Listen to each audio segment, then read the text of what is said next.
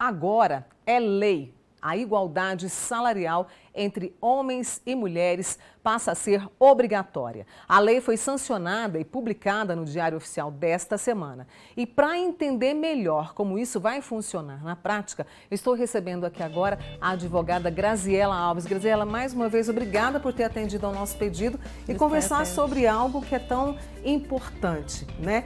E que não se restringe ao Brasil, é um movimento mundial, né? Isso mesmo, Mônica. Bom dia a todos.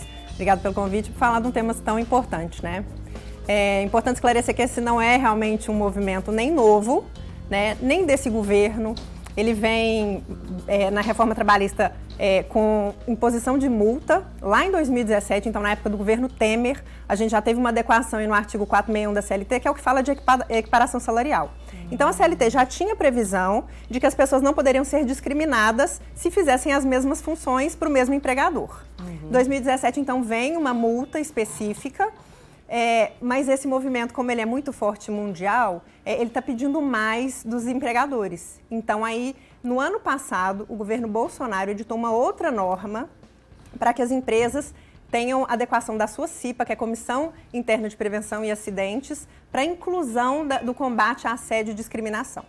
Essa norma foi publicada no ano passado e entrou em vigor em março deste ano.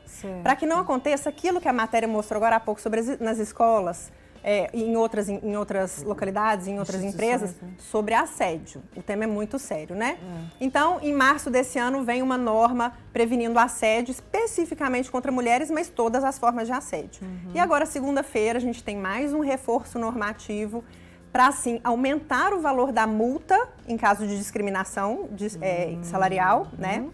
E também outras penalidades. Empresas que têm mais de 100 empregados, por exemplo, elas vão ter que ter outras medidas. Elas vão ter que ter um protocolo de política salarial, tá? Para que não haja discriminação nem entre sexo, nem entre etnia, raça, etc. Isso ainda é muito forte, quer dizer, essa diferença de uma mulher que ocupa quase que o mesmo cargo que o outro, o disparate ainda é grande. E aí eles vão ter que se readequar, ou seja, trazer planos de ação para isso. Isso, exatamente. Infelizmente, a mulher ainda é discriminada no mercado de trabalho. Existe aí, a gente comentava antes, né, se existe às vezes uma retaliação contra as mulheres por conta dessas normas que vêm colocar políticas afirmativas para a igualdade de salários e condições de trabalho. Porque a gente não fala só de igualdade de salário, a gente também tem igualdade de condições de trabalho. Então, por exemplo, a mulher que é mãe, que tem o seu filho, ela tem uma licença maternidade mais prolongada em relação ao homem. Hoje se discute que isso desfavorece as mulheres. Se os homens também tivessem o mesmo período de licença paternidade, talvez as mulheres não seriam tão discriminadas no mercado de trabalho. Então, não é só uma questão salarial, entendeu? E vai haver fiscalização, pelo que eu li dessa nova... Né, a norma prevê que o Executivo vai editar outras normas, provavelmente portarias ou instruções normativas, que vão prever fiscalização.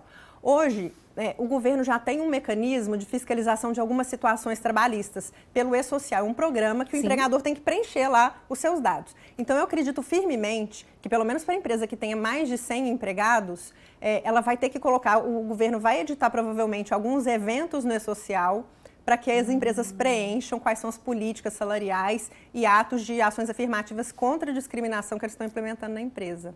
Entendeu? Eu acredito que isso vai acontecer. E vai haver uma transparência também, porque vai ter que se publicar esses salários das funções, né? Lá da mais alta, um dispositivo na lei que o próprio governo vai ter uma plataforma que ele vai anunciar como é que está o mercado de trabalho brasileiro em relação à política salarial, em relação a condições de igualdade, em relação a ações de discriminação. Então, assim, me parece que há uma busca por transparência desses dados.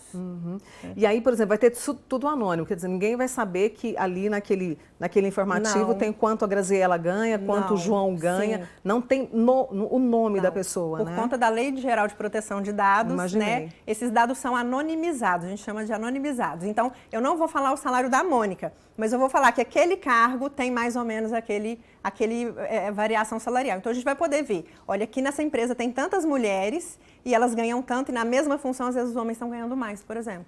Entendeu? E, infelizmente, isso ainda é comum. Isso ainda é comum. Esse desnível salarial ainda é comum. E é possível denunciar? Por exemplo, de repente, alguém ali percebe que está ganhando menos. É possível denunciar? Essa norma prevê isso? Nós já temos outros mecanismos. Né? Todo trabalhador que se sentir prejudicado ou trabalhadora, porque a gente realmente não está falando só de mulheres, Sim. A gente tem a discriminação racial, a gente tem discriminação por origem, a gente tem discriminação por idade, né? Pessoas mais idosas são mais discriminadas no mercado de trabalho que pessoas mais jovens. Então, nós temos outras situações. Então, as pessoas podem, através de reclamatório individual, buscar os seus direitos, elas podem denunciar ao sindicato, que se perceber que aquilo é recorrente na empresa como um todo, ele pode entrar com uma ação coletiva, protegendo todos os trabalhadores. Eu posso ter a denúncia no Ministério Público do Trabalho, né, que é um órgão de fiscalização muito atuante, e também no Ministério do Trabalho e Emprego, que são os auditores fiscais do trabalho, que são aqueles que vão ficar lá no e-social verificando os dados das empresas. Entendi. Né? E agora a multa está muito mais alta, Mônica. Essa lei de segunda-feira, ela aumenta muito o valor da multa. Então, assim, as empresas realmente... Aí é que nós não estamos falando só de empresas que têm mais de 100 empregados, nós estamos falando de todas as empresas. Antes a multa era bem menor, então agora ela fica muito mais exposta se ela trouxer discriminação no ambiente de trabalho. 10 vezes maior. 10 vezes o salário que a pessoa deveria receber. Muito a pessoa bem. discriminada, sem prejuízo de eventual ação indenizatória, de fiscalização do Ministério Público do Trabalho, etc. As empresas vão ter que... Porque, claro que isso deve estar gerando, assim... muita cara feia, muito conflito, né? Vão ter que se adequar e buscar essa forma de equiparação com pessoas, inclusive, preparadas para isso, não é, Graziela? Um dos dispositivos da lei prevê a capacitação das mulheres e outras medidas de inclusão no mercado de trabalho.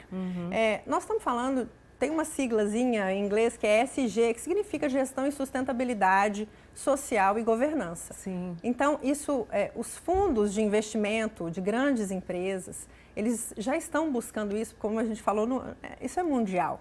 Né? Então, as empresas que não se adequarem, elas nem terão competitividade no mercado. Então, não é só uma questão de pauta feminista. Né? Realmente, a empresa que tem maior diversidade no seu ambiente de trabalho, ela é mais produtiva. Isso toda a estatística já demonstra. É um avanço que a gente tem, né? Sem dúvida. Eu adorei essa conversa, esclarecedora por demais da conta, com a advogada Graziela Alves, com a gente aqui hoje no Manhã Total, tirando as suas dúvidas também. Junto com ela, eu vou para o intervalo e volto com muito mais assuntos para você aqui no Manhã Total. Não sai daí.